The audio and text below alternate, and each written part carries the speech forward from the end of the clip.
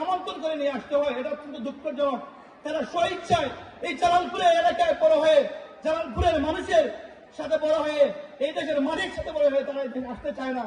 আমি তাদের সবাইকে বলবো, আপনারা বিনীতভাবে এলাকার কাজে আসুন।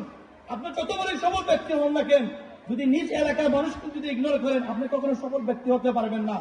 আপনারা সবাই আমাকে ক্ষমা সুন্দরভাবে দেখবেন এবং সবার প্রতি আমার বিনয় রইল, আগামী 100 বছরের জন্য আমরা অনেক মানুষ এখানে রয়েছে, সবাই যেন হবে না। জালালপুরের ইতিহাস আপনি যদি দেখেন, কাটিয়ে দেখেন, এই দেশে এই জালালপুরে অনেক মানুষ রয়েছে যাদের অত্যন্ত পরিশ্রম, যারা behind the scene they work, but nobody know in front of the work, they work for the Jalalpur.